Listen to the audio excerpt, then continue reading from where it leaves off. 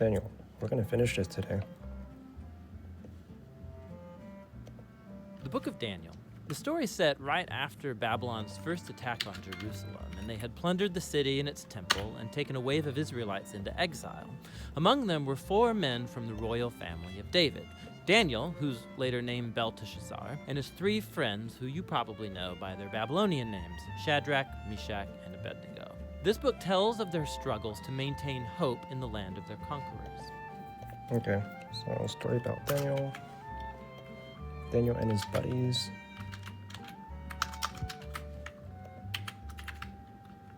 Story about Daniel and his bros. And hope for the return of Israel.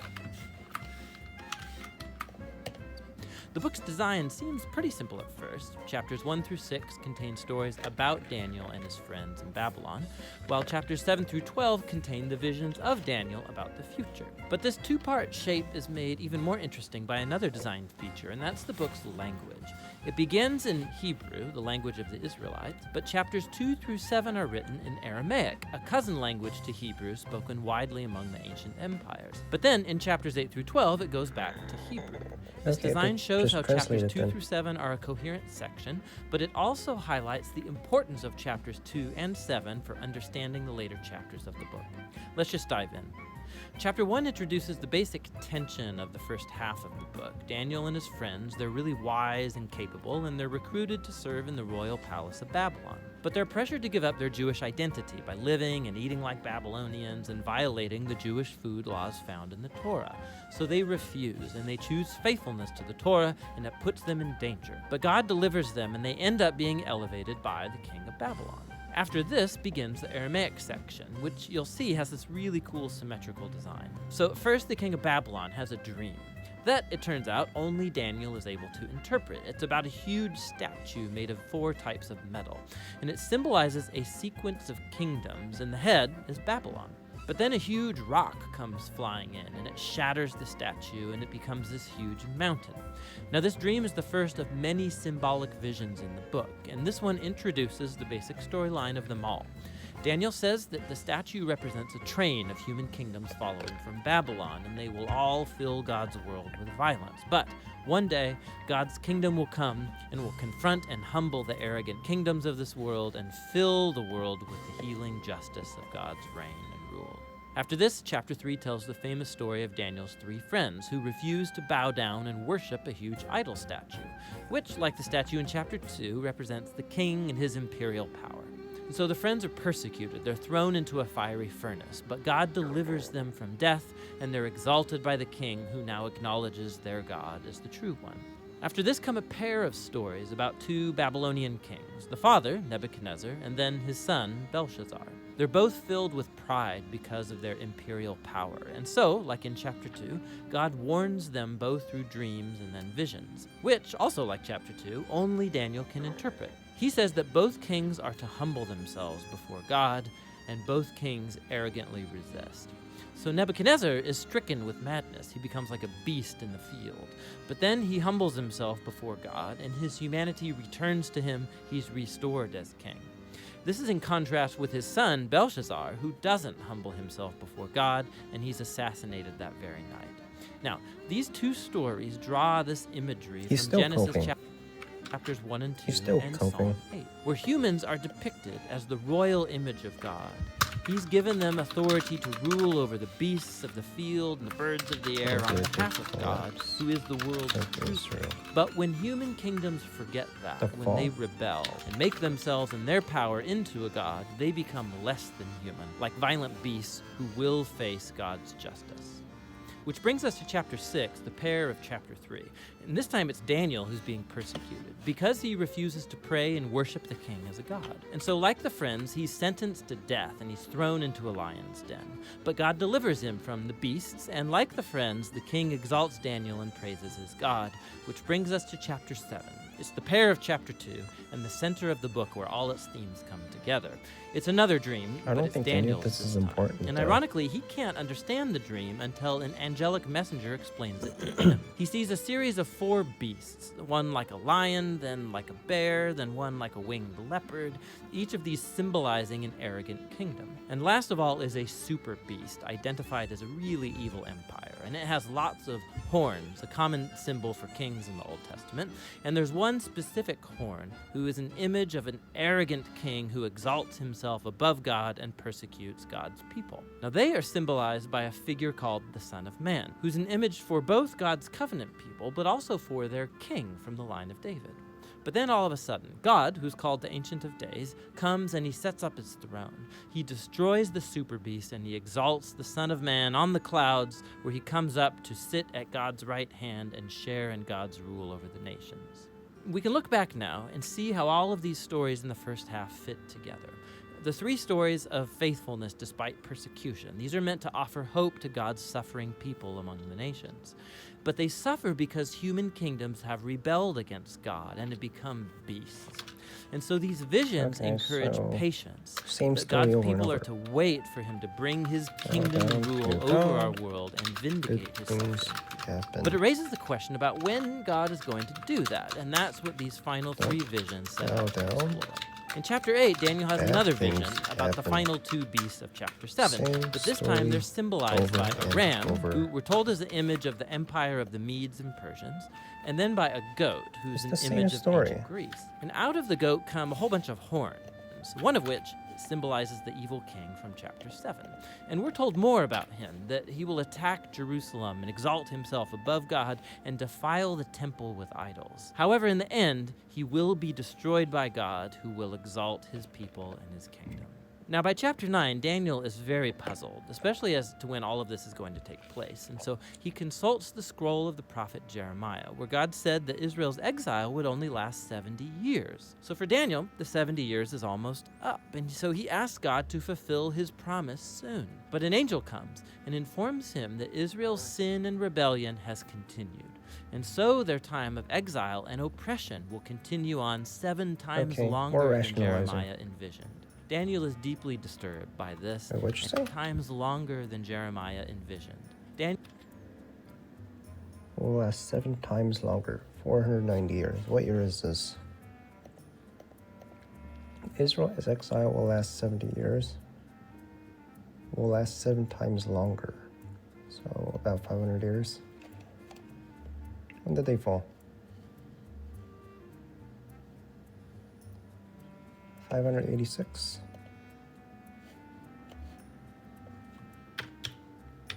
Minus 490 is 96. It should be 96 BC. Daniel is deeply disturbed by this, and he has one final vision. And then they can We're get shown their the country same back, sequence of right? kingdoms. It's Persia, then Greece, and Alexander the Great, followed by lesser kings, all leading up to this final king of the north, who will invade Jerusalem, set up idols in the temple, and exalt himself above God. But then, all of a sudden, this king comes. Okay, so Daniel. In the book of Daniel, what year is it?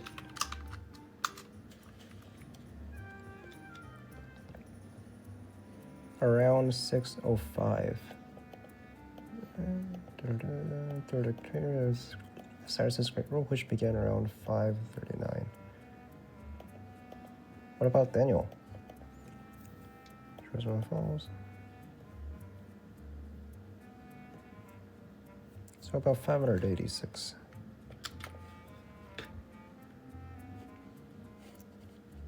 $586, which means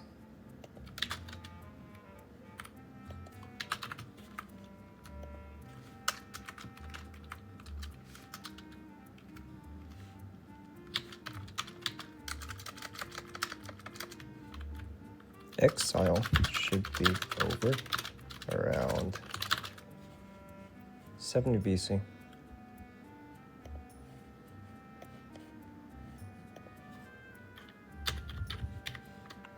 Maybe 96 BC.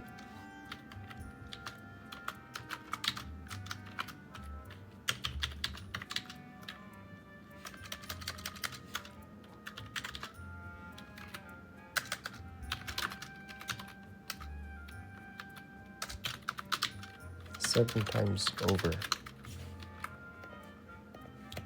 Mr. Ruin. Now, there's been endless debate about what all of these visions refer to. Many see a clear connection to the exploits of the Syrian king Antiochus in the 160s BC. He killed many faithful Jews in Jerusalem and set up idols in the temple. Others think it points forward to the Roman Empire's role in the execution of Jesus and the destruction of Jerusalem and the temple in AD 70. And still others think it will be fulfilled in future events that have yet to happen when Jesus will return. Now the problem is that the symbols and the numbers, they don't quite match any of I these feel like views the reason why perfectly. the whole political movement began was because of Roman Empire's destruction of Jerusalem. Wait, no, that's after. That's 80. But it opens up the possibility that, in a sense, they are all right. The book of Daniel has been designed to offer hope to all future generations of God's people. It did so in the days of Antiochus' empire, and it has ever since. This is why Jesus could use imagery from Daniel to describe and confront the oppressive leaders he confronted in Jerusalem. This is why John, the visionary who wrote the Revelation, could adapt Daniel's visions and apply them to Rome of his day and also all future oppressive empires. And so the point of Daniel is that all generations of readers can find here a pattern and a promise. It's a pattern that human beings and their kingdoms become violent beasts when they glorify their own power, when they redefine right and wrong, and Let me see. In this book, what are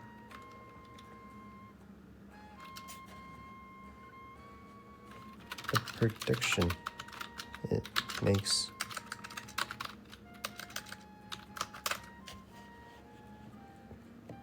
These are predictions, both are historical and astrological, concerning the end times. Statue. Resurrection successive kingdoms. Vision of 4 beasts. Representing 4 kingdoms: Babylonian Empire, Middle Persian Empire, Greek Empire, Roman Empire.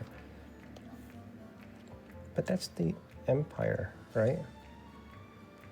They should be in the Roman Republic period. Future ruler or power that opposes God. The ram and the goat.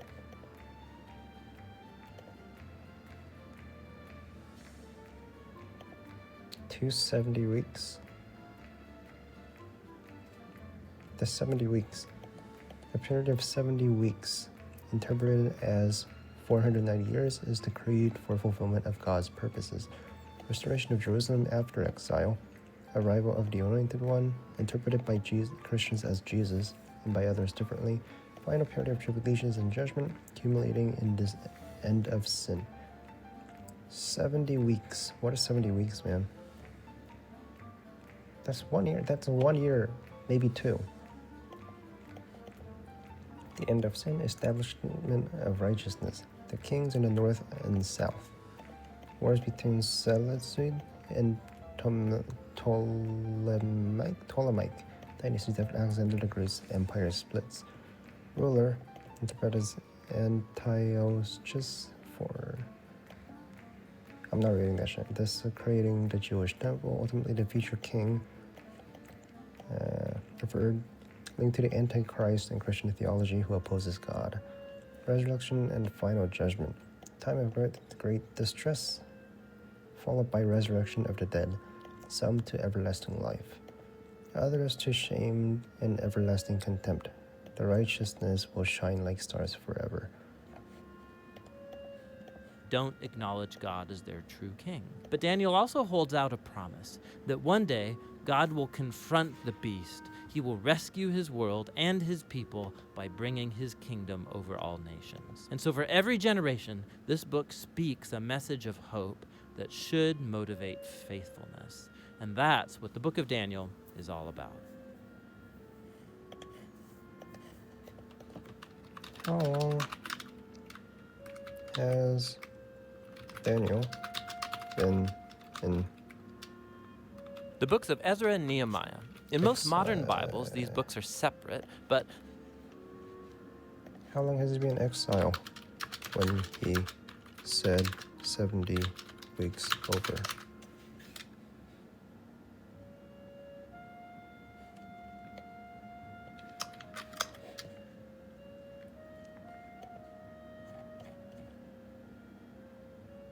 The prophecy of 70 weeks in Daniel 9, he has been exiled for 66 to 69 years. Daniel's exile begins 69, captures Jerusalem, takes Daniel and other men to Babylon. And the first year of Darius corresponds to 539. Subtracting 605, so 538 BCE. 538 BCE.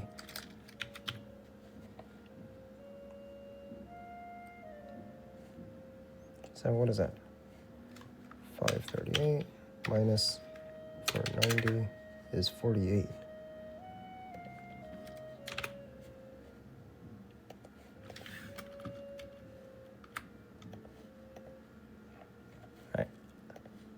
Next book. That division happened long after it was written. It was originally a unified work written by a single author.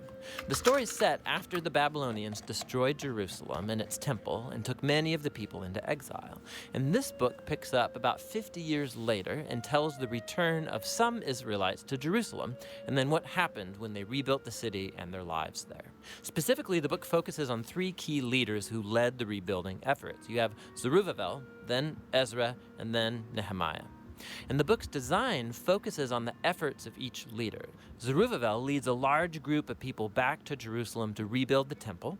Then about 60 years later, Ezra arrives in Jerusalem to teach the Torah and rebuild the community. And then he's followed by Nehemiah, who leads the rebuilding of Jerusalem's walls. And these three stories are designed to be parallel. Each begins with the king of Persia, prompted by God to send the leader to Jerusalem, and he offers resources and support, and then each leader encounters opposition in their efforts, which they then overcome, but in a way that leads to a strange anticlimax in each of the three parts. Let's back up and see how it fits together.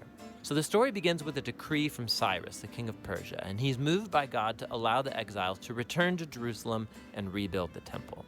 And the author says this fulfills a promise made by the prophet Jeremiah that the exiles would one day return to Jerusalem. Now, this fulfillment should trigger our hopes in the many other prophetic promises that exile was not the end of the story. We have hope for a future messianic king from the line of David. We have hope for a rebuilt temple where God's presence will dwell with his people. Hope for God's kingdom to come over all the nations and bring his blessing, just like he promised Abraham. Does Israel have a king right now? It's a parliamentary democracy, and the head of state is the president of Israel. The prime minister is the head of government and holds executive authority. As of now, prime minister is serving in a leadership role, but there's no monarchy in Israel. The last king of Israel was Zedekiah, who was captured by Babylonians in 586 after the fall. The eventual return of Messianic king from the line of David as prophesied in Jewish texts. And so it's with all these hopes in mind that we read on into the story of Zerubbabel. His name means planted in Babylon. He represents the generation born in Babylonian captivity, and he leads a wave of Israelites returning to Jerusalem. After they settle there, they rebuild the altar for offering sacrifices, and later the temple itself. The foundation-laying ceremony, and then the temple's final dedication, these are key moments. The past stories of the tabernacle and temple's dedication should be in our minds. This is when the fiery cloud of God's presence is supposed to descend. He's dwelling with his people, and it doesn't happen.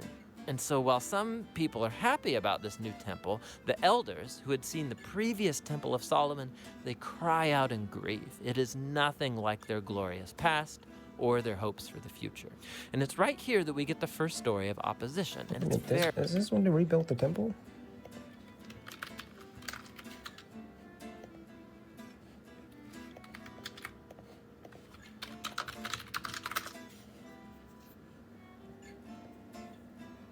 Rebuilding the temple.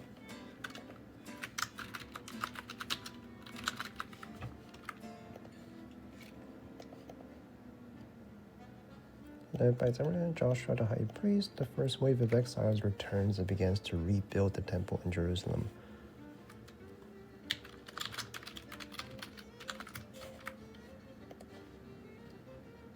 opposition from neighboring people, and various setbacks delayed at work, but prophets Haggai and Zechariah encouraged the people, and the temple is completed in 516.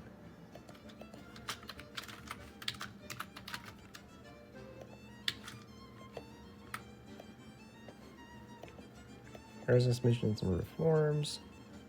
Ezra, priest scribe, arrived in Jerusalem during the reign of Artaxerxes, empowered by the Persian king to lead a second group of exiles to teach the people the law of Moses. Discovers that many of the Israelites have intermarried with foreign nations, violating God's commandments. These are racist people. Leads the people in a public confession of sins. People make covenant to separate themselves from foreign influences and return to strict observation of the law. Nehemiah, rebuilding walls.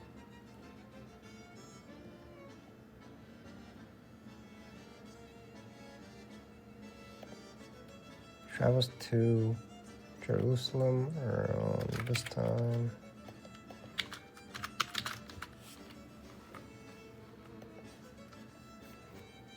Including Sanballat and Tobiah. Walls are completed in 53 days, demonstrating people's determination in God's favor.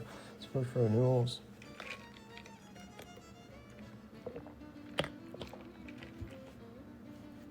Reading of the law of Moses to the people, which leads to a renewed commitment and covenant. Celebrate Sukkot, Feast of Tabernacles, to make a public confessions of their sins. The Maya enforces reforms, including proper observation of Sabbath, separation from foreign marriages, and restoration of death. Has to address ongoing issues like economic injustice and desecration of the Sabbath. Very odd. So the grandchildren of the Israelites who were not taken into exile, they had been living in Jerusalem all along, they come to offer help with the temple rebuilding. And Zerubbabel refuses. He says, "You have no part in our temple." And this, of course, generates a conflict which Zerubbabel overcomes, but it's very strange because the prophets had envisioned that the tribes of Israel would all come together, along with all of the nations, to participate in the worship of the God of Israel when the kingdom finally comes. So this is an anticlimactic moment, to say the least. In the next section, we zoom forward about 60 years and we're introduced to Ezra. He's a leader among the exiled Israelites in Babylon. And he's a Torah scholar and a teacher. And so he gets appointed by Artaxerxes, king of Persia, to lead another wave of people back to Jerusalem. And Ezra wants to bring about spiritual and social renewal among the people. Our hopes are high. And again, we come to another anticlimactic moment in the story. Ezra learns that many of the exiled Israelites that had come back, they had married non-exiles who had been living around Jerusalem. Some of them were non-Israelites, and almost certainly some of them were. Ezra then appeals to the commands of the Torah, that Israel was supposed to be holy and separate from the ancient Canaanites. And he then says that the people living around Jerusalem are like the Canaanites. They're going to corrupt the exiles. So Ezra offers a prayer of repentance, and it's very heartfelt. But then he rallies all the leaders and enacts this divorce decree that says all these marriages should be annulled, the women and children sent away. And then the decree is only partially carried out. We're given a list of some of the men who divorced their wives. The story is very strange for a number of reasons. First of all, God never commanded Ezra to do any of this. It was the leaders of Jerusalem who led Ezra to make the decree. Second, the contemporary prophet Malachi, he did say that the exiles should care about purity, but he also said that God was opposed to divorce. And so the mixed results of the decree, this all fits into this pattern of a strange concluding anticlimax. Which leads us to the next section about Nehemiah. He's an Israelite official serving in the Persian government, and when he hears about the ruined state of Jerusalem's walls, he prays and then gets permission from the Persian king Artaxerxes to go and rebuild the walls. The king even gives them an armed escort and all these resources. So after arriving in Jerusalem, he begins the building project, and he too faces opposition from the people who had already been living around Jerusalem. Once again, we face a tension in the story. It was the Jewish The contemporary land in the first prophet place. Zechariah said that the new New Jerusalem of God's kingdom would be a city without walls, that God's presence would surround it, that people from all nations would come and join the covenant people. But Nehemiah seems to operate with the opposite vision. He informs the people surrounding Jerusalem that they have no part in Jerusalem. And this, of course, provokes them to hostility. And so while Nehemiah carries out his vision for the city with integrity and courage, Wait, who said they what? have around it at people from all nations in the story. The contemporary prophet Zechariah Zechariah.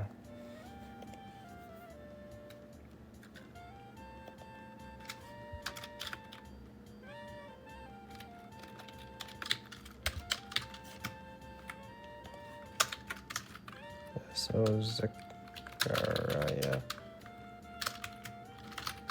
Prophet Zechariah says everyone can visit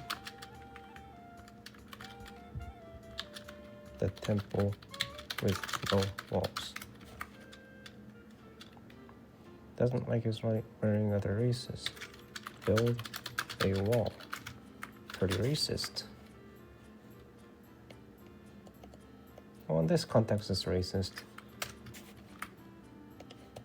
said that the New Jerusalem of God's kingdom would be a city without walls, that God's presence would surround it, that people from all nations would come and join. Anyone can join the covenant people. And Nehemiah, not a prophet, doesn't like Israel among other races. Join the covenant people. But Nehemiah seems to operate with the opposite vision. He informs the people surrounding Jerusalem that they have no part in Jerusalem. And this, of course, provokes them to hostility. And so while Nehemiah carries out his vision for the city with integrity and courage, they have to build the city with armed guards to protect them, we keep wondering, could this whole conflict have been handled differently? And this all leads to the conclusion of the book in two movements, first positive and then negative.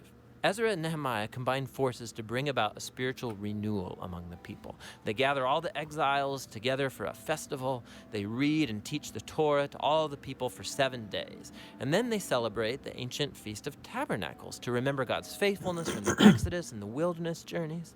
Then they offer a confession of their sins. They vow themselves to renew the covenant, follow all the commands of the Torah.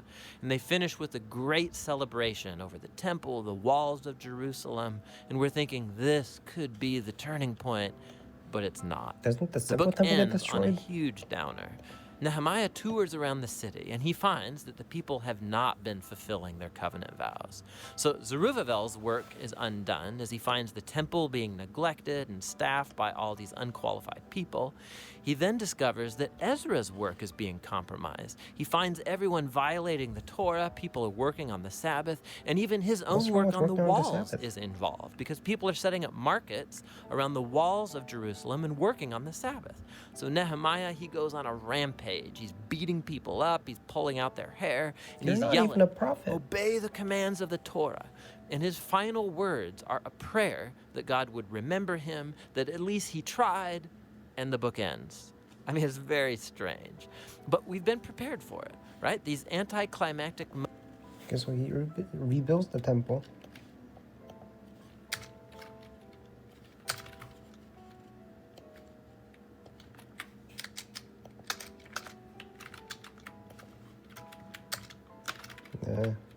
Nehemiah rebuilds the temple.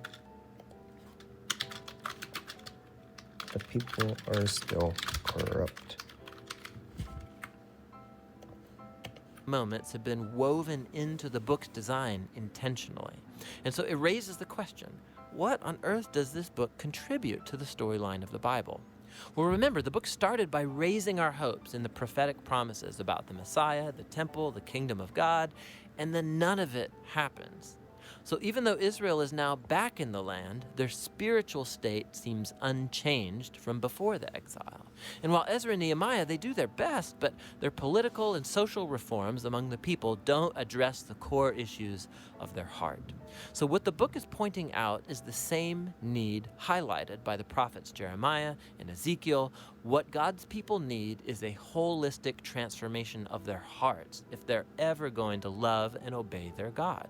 And so the book ends on a downer, yes, but it forces you to keep reading on into the wisdom and prophetic books to find out what is God going to do to fulfill his great covenant promises. But for now, that's the book of Ezra and Nehemiah. Cool. Now, Chronicles, final part. The books of 1st and 2nd Chronicles. While they're two separate books in our Bibles, that division is Scroll not wasn't long original. enough. Due to scroll length, the book was divided in two, but it was written as one book with one coherent storyline. Now, in our English Bibles, Chronicles comes after the books of Samuel and Kings, and most of Chronicles is actually repeat content from those books. And so most modern readers, when they come to Chronicles, they think, wait a minute, I just read all of this, and so they skip it. And that's a shame, because this book is really unique and important in the Bible. In the traditional... Let me see. So, the Chronicles is Samuel and Kings. Just retelling Samuel and Kings in different ways. Yes, it can be a retelling. All right.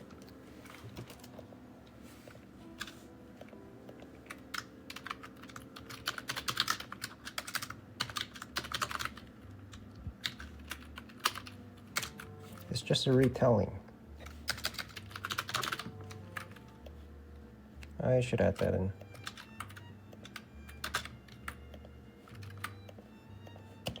Jewish ordering just of the skip this. Bible, Chronicles is actually the last book because it summarizes all of the Jewish scriptures.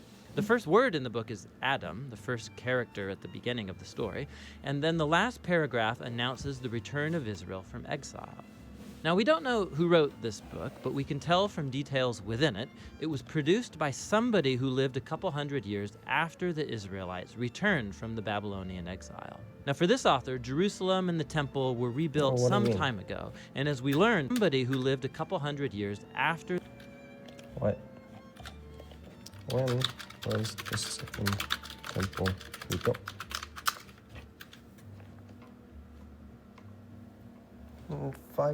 516.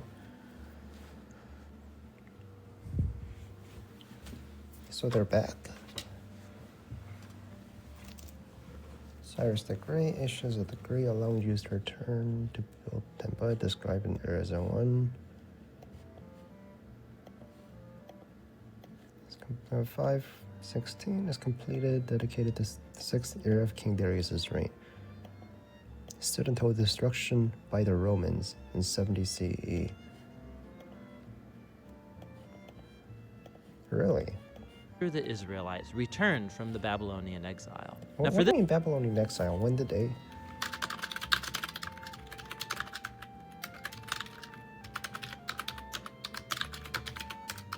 They returned?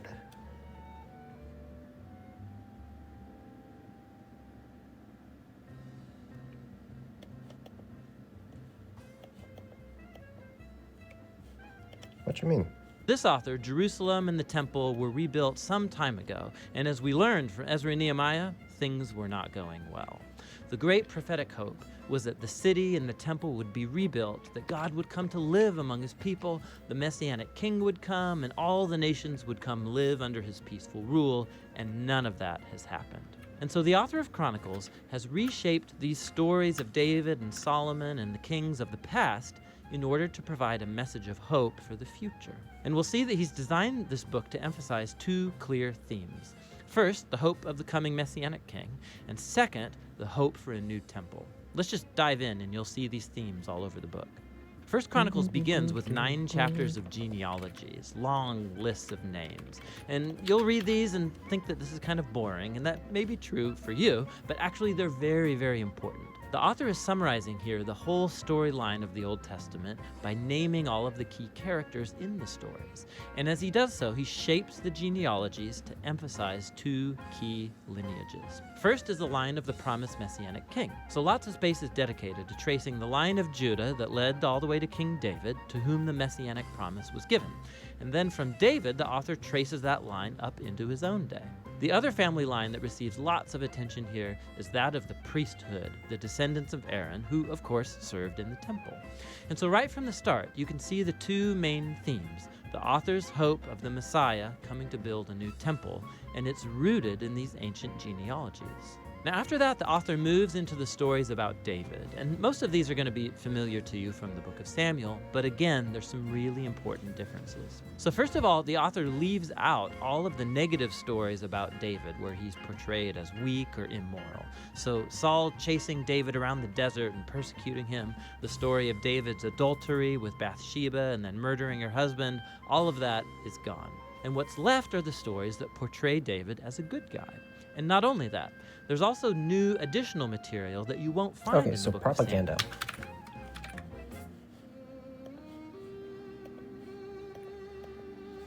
Propaganda. Propaganda to make King David look good. That shows David in a very positive light. So there's a large block of chapters where David makes preparations for the temple. He arranges resources and builders and Levites and choirs. And not only that, the author also portrays David as a Moses-like figure. God gives David plans for building the temple, just as he Moses gave was plans to flawed as Moses well. for building the tabernacle. So why all this new material about David? The author's not trying to hide David's flaws. He knows that anybody can go read about them in the book of Samuel. Rather, Never he's mind. trying to portray David as the ideal king in order to make him an image or a type of the future Messiah from the line of David. It's very Never similar to mind. how Jeremiah or Ezekiel spoke of the coming Messiah as a new David. This is most clear in how the author retells the story of God's covenant promise to David in 1 Chronicles 17. When you compare this story with its parallel in 2 Samuel 7, you'll see that the author of Chronicles is highlighting that neither David, nor Solomon, nor any of the kings from his line were the Messianic king, and that when the Messiah does come, he will be a king like David. And so for this author, these stories about David from the past are what sustain his hope for the future. All right, After let's see. Messiah does come, see that the author of Chronicles is highlighting the story of Gaia from the line. Anybody can go read about it, just as he gave plans, Levites, that shows David in a very positive light.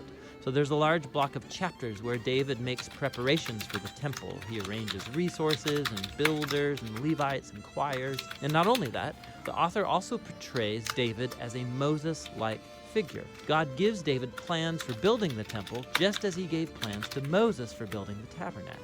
So why all this new material about David? The author's not trying to hide David's flaws. He knows that anybody can go read about it in 1 Chronicles. Any of the past are what sustain his hope for the future. After David dies, we move into 2 Chronicles, which focuses on the kings that lived in Jerusalem.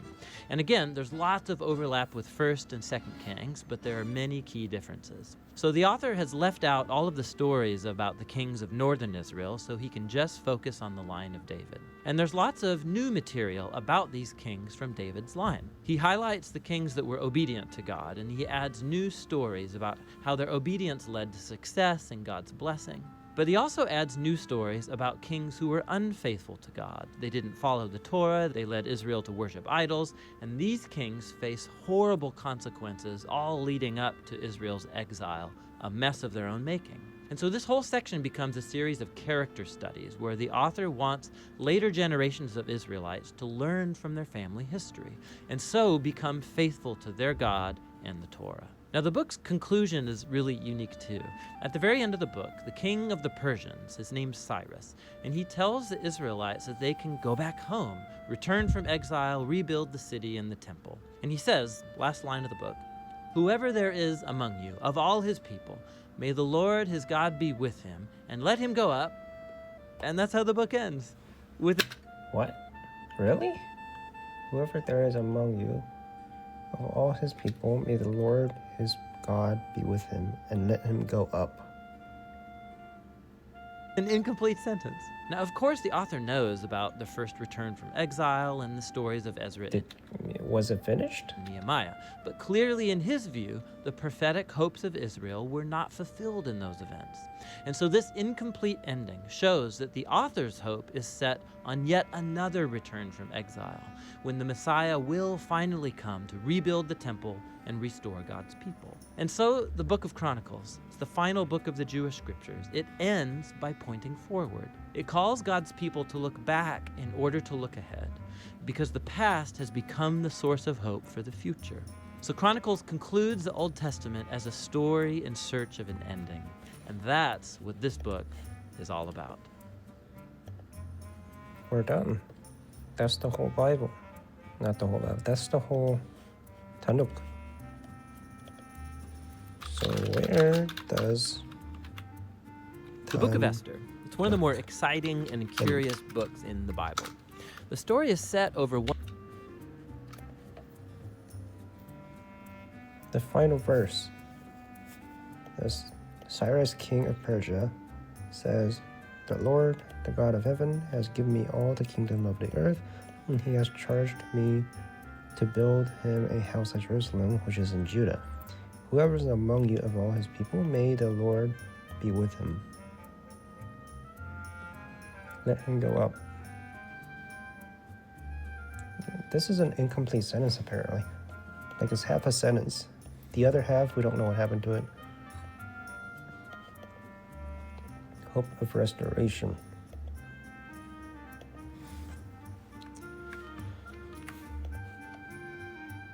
All right, how does the Bible structure work?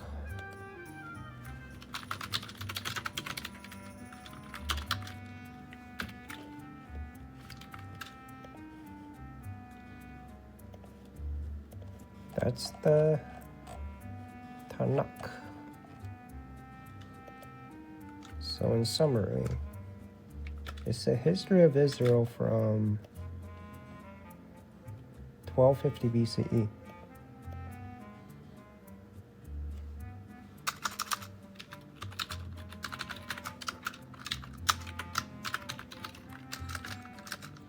A history of Israel,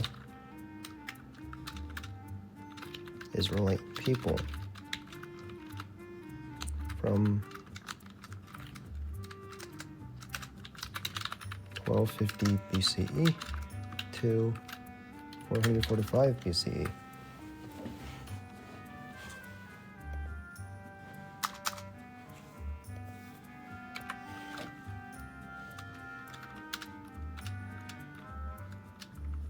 Moses founded the country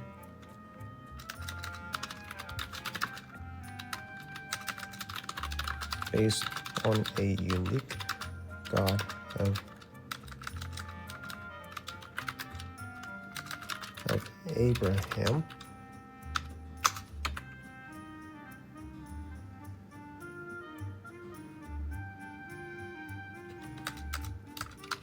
for his descendants.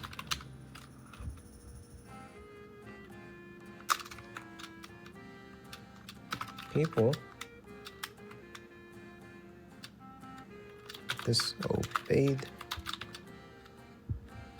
the Constitution he wrote. Country falls apart.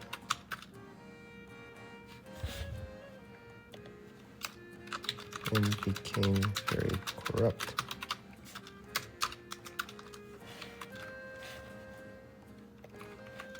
The country was no longer a unique country with unique values. Country falls apart.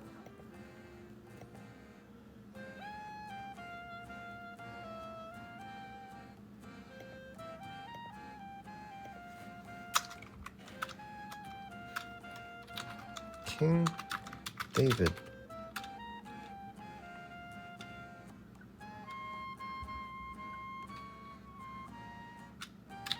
becomes first king,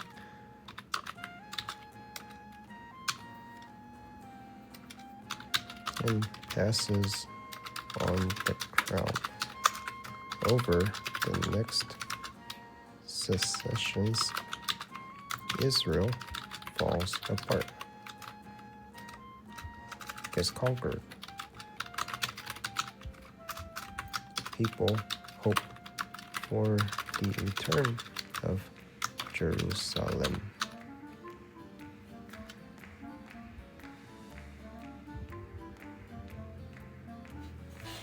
No, that's not what happened. Israel gets conquered. Israel falls. People hope for the return of Jerusalem.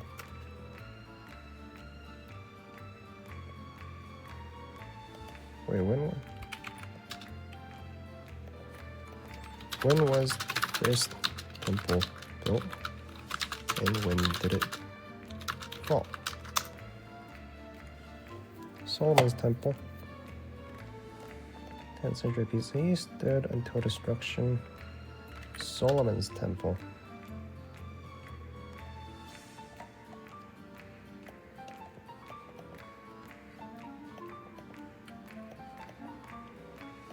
Kings, right?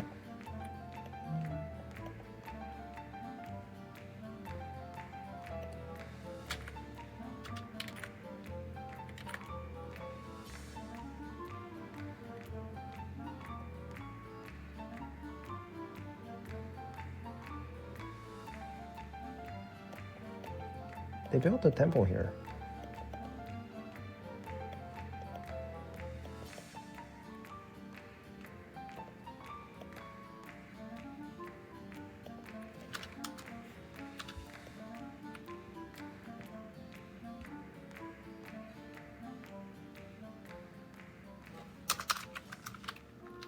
Temple built around by King Solomon, 1000 BCE, destroyed in 586 BCE. I should put that in. Temple built by King Solomon, destroyed in 586 BCE.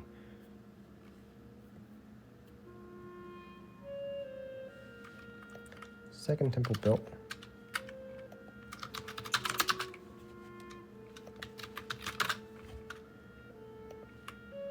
by some random dude. What's his name? Nehemiah. And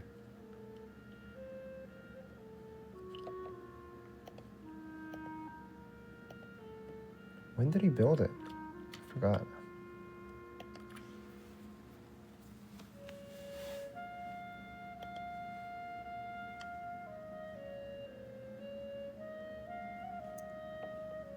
$445? Is that when he built it? 2 stories. Okay, so it's 44 BCE.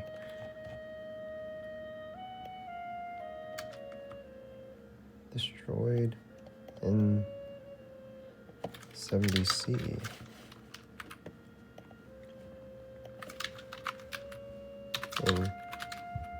In the New Testament? I think it's the New Testament.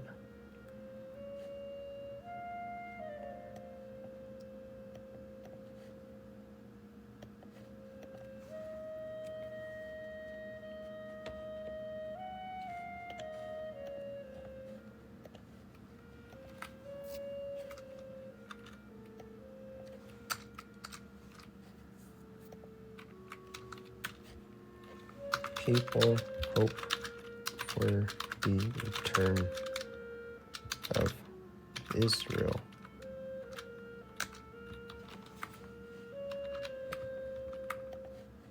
So what are people waiting for?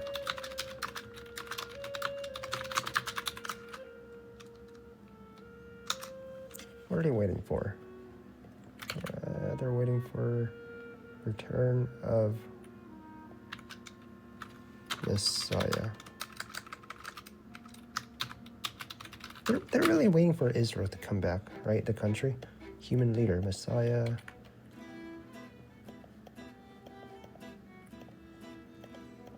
Return of Israel. Human leader, Messiah, King. Restoration of David Kingdom. Country. Peace and justice. Nah. Rebuilding the third temple. No, that's not in the Bible. the Old Testament. The Old Testament ends with the Second Temple not being destroyed. In Jerusalem, on the site of former First Temple, Second Temple, this temple will play a central role in Jewish worship and serve as a place of sacrifice. Just make it, bro.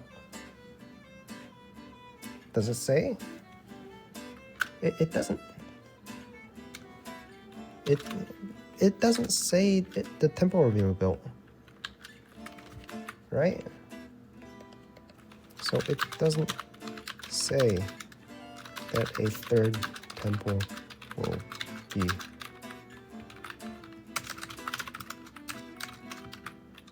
rebuilt, right?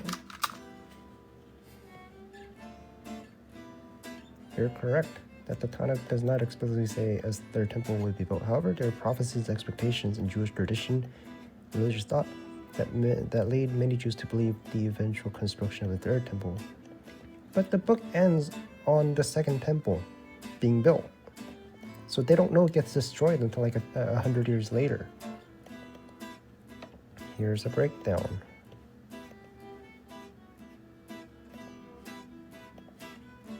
The most significant detail prophecy that comes from the book of Ezekiel. The prophet has a vision of a future temple that is larger and more glorious than the first two temples. What do you mean the first two temples of Ezekiel?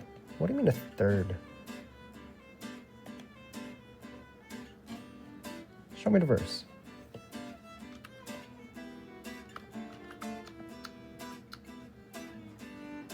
Involving abomination of desolation. Both Jewish and Christian interpretation relating to the destruction of the second temple and possibly rebuilding of a future temple during the Messianic era. So it does not directly mention the third temple. Passage frequently interpreted as which leads some to believe a third temple will be built, a part of the Messianic redemption. Return of Israelites. Micah.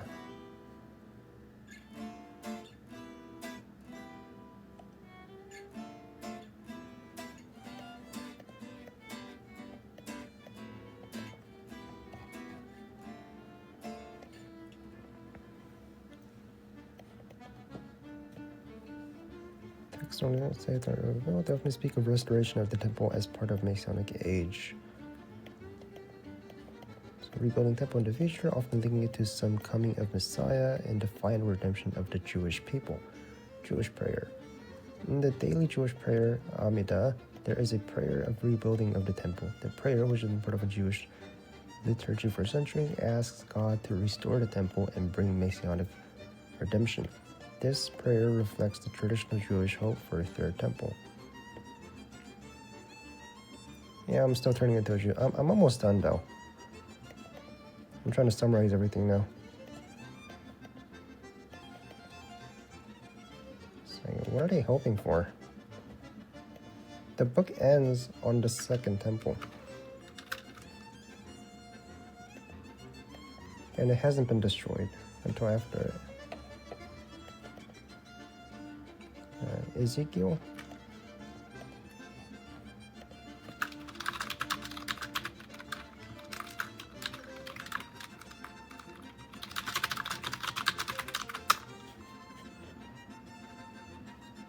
Waiting for the coming of Messiah and the fulfillment of God's promise. What promise? Oh, the Messiah in the Jewish belief is a human leader from a Davidic line. And he's going to be the king. He brings peace to the world, establishes justice, unite the Jewish people, rebuild the Jewish homeland. The Jewish land is rebuilt. Check. Human leader, Messiah, king. I don't know. And war, suffering, and justice bring about a time of universal peace and righteousness.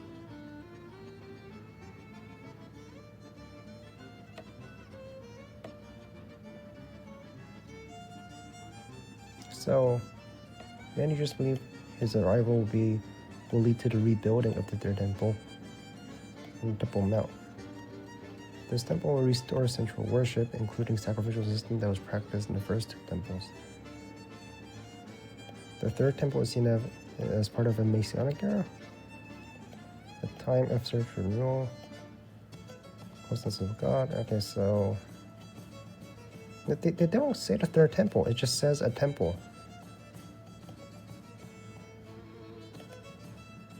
What do you mean a third temple? Maybe Jesus was the Messiah then. There is no third temple. There was only, they ended off in the second temple. Messianic era. Time of search renewal. Closeness to God as well as fulfillment in the prophecies. Return of Jewish to Israel.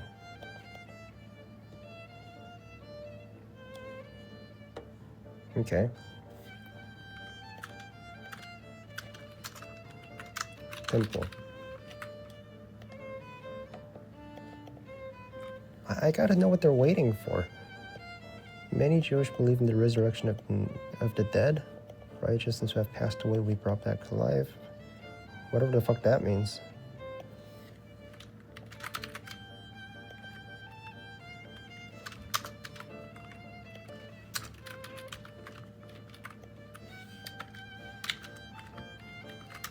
Is maybe Jesus?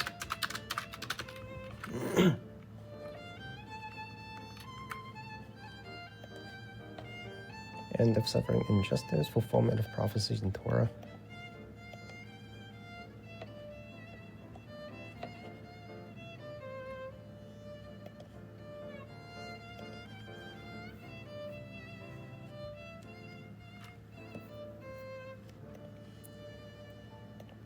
Human Messiah King. So it's not Jesus. It can't be Jesus, because he's not a king. They did get the country of Israel back. There's no temple.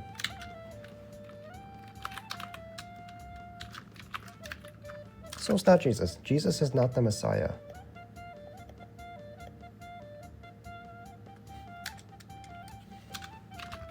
No, not yet. So in conclusion, it is not Jesus. Jesus is not the Messiah. Human leader, Messiah, King.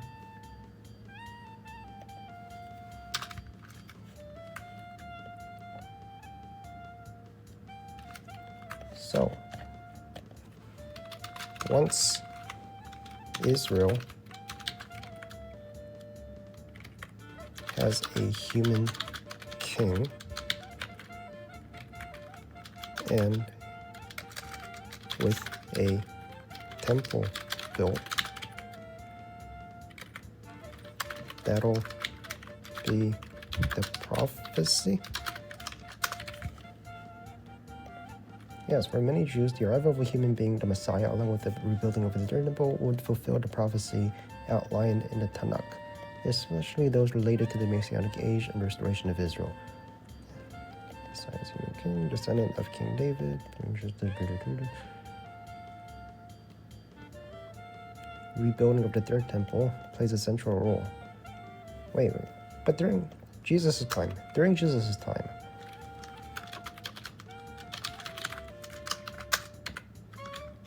no country of Israel, human leader,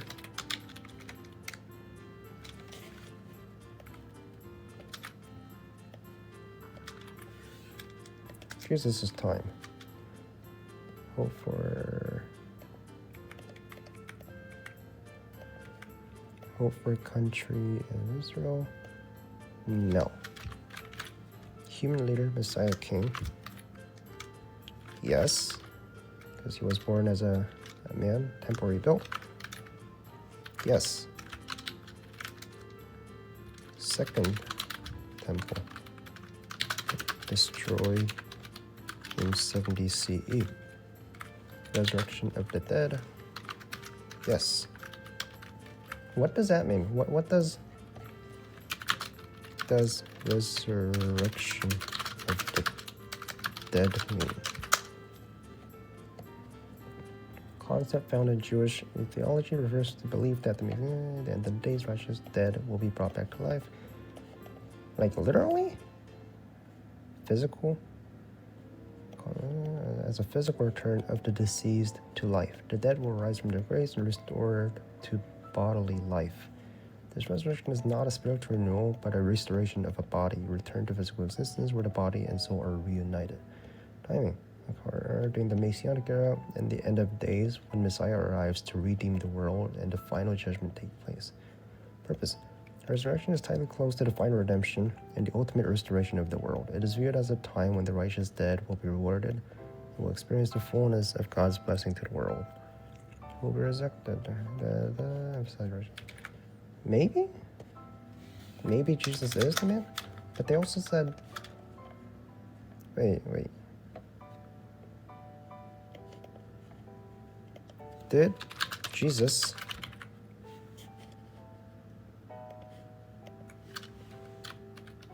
go to Jerusalem and see the temple?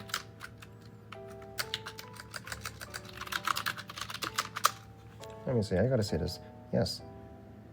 He is believed to go into the central aspect of life, minister as recorded in the New Testament.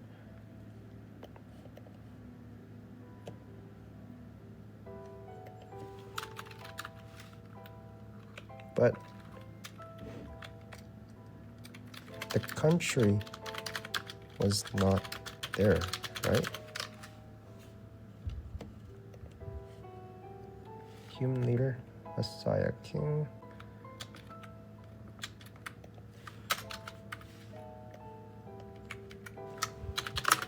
Was he a king?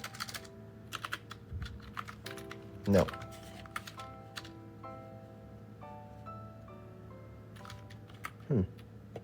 So he's not a king, right?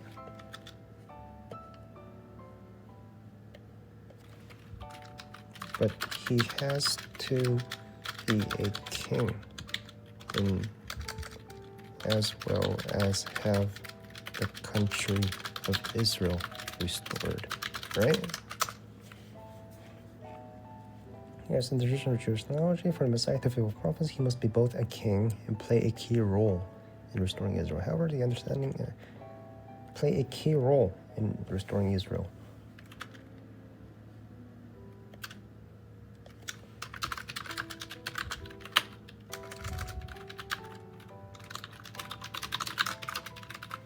Play a key role, technically?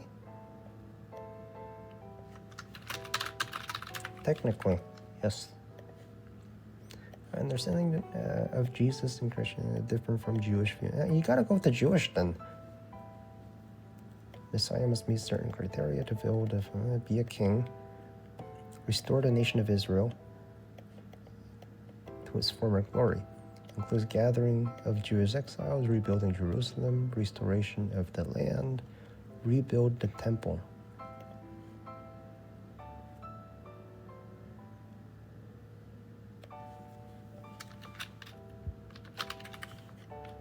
Technically, yes.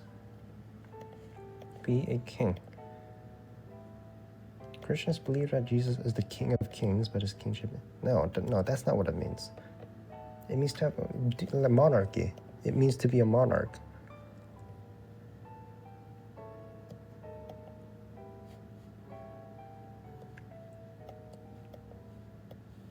Resurrection of the dead.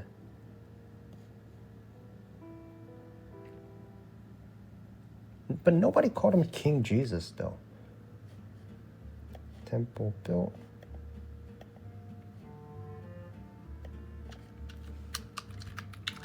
During Jesus' time, but destroyed in 70 CE.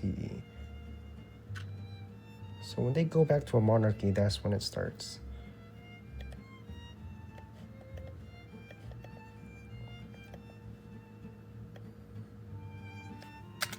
So I guess Jesus is not the Messiah. He's not the Messiah King.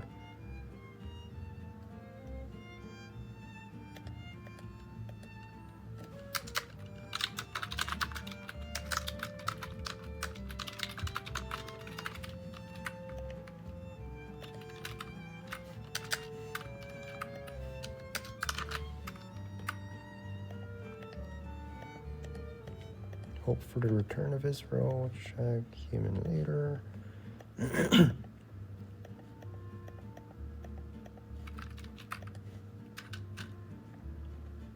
Okay, so it still hasn't been fulfilled yet. Who is it? Who are some of the contenders right now? There's no widely recognized or prominent individuals. Okay, so Jesus is a fraud. He's a fraud. He's not the Messiah. Because he wasn't a king, basically.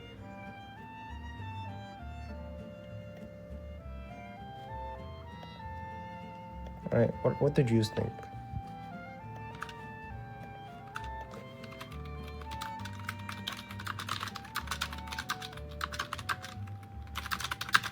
Jesus ain't the guy. Resources on why Jesus isn't our guy. 19, love Catholic Church. You're not going to win with your parents. No reasons to help you. Just tell me to provide your discount. Jews for Judaism website pretty solid. Lots of work video podcast. What is that? Jews do not accept Jesus? What reasons were given through history for Jewish rejection of Jesus? Jesus because he wasn't the king.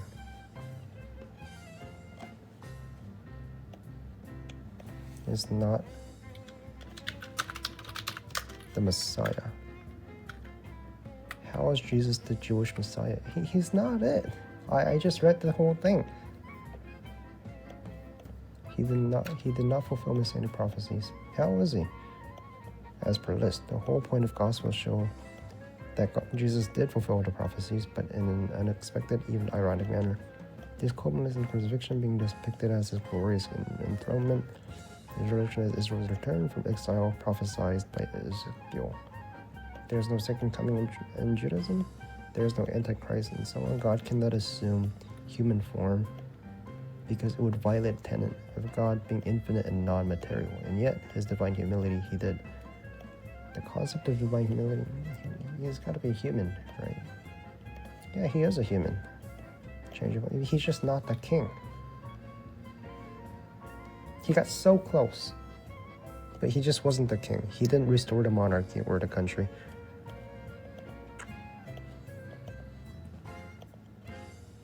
Well, I'm neither Jewish Christian. There's a cop out there, which is Jesus will do all this in the second coming. With regards to Mary,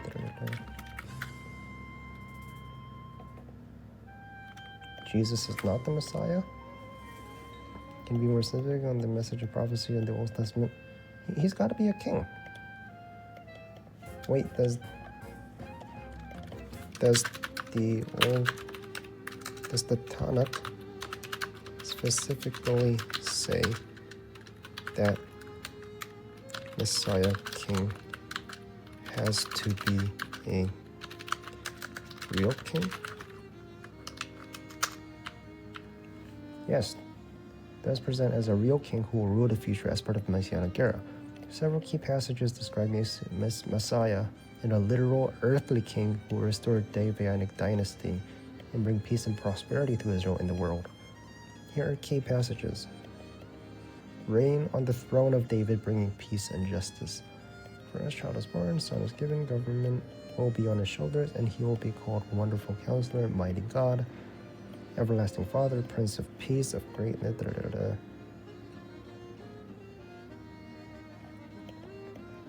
And Jesus wasn't a real king even once, right? He was so close though. He just wasn't the king. He was a human leader. The temple during his time was built, and apparently he resurrected from the dead. He could have been a fraud though, like he faked his death. Roman governor, Jesus was questioned about whether he was king. What? During his trial before Pontius Pilate, the Roman governor, Jesus was questioned about whether he was king. He did not affirm that he was a political ruler in a way that Romans under kingship, but rather he explained kingship was a different nation. No, what the fuck it isn't. He said, I am a king. In fact, the reason I was born came to the world is to testify to the truth. Everyone on the side of truth listens to me. Rival to Caesar? And Jesus answered in a way that indicated his reign was spiritual rather than earthly. Okay, so he didn't want to compete with Caesar. Trial of Jesus. This was during the Roman Empire. Christian tradition reaches that Jesus is the descendant of King David. Okay, that's fine. But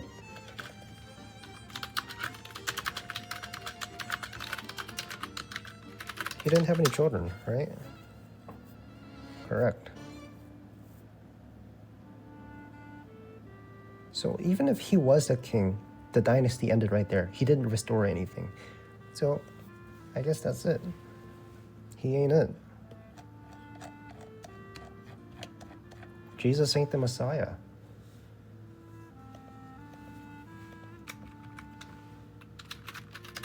Therefore, Jesus is not the Messiah, king that Jews are waiting for.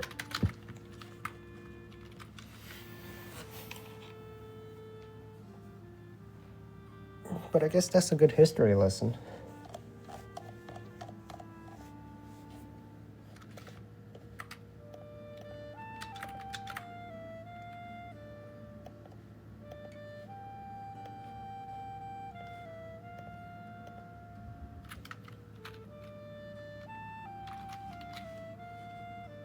I guess that's the end.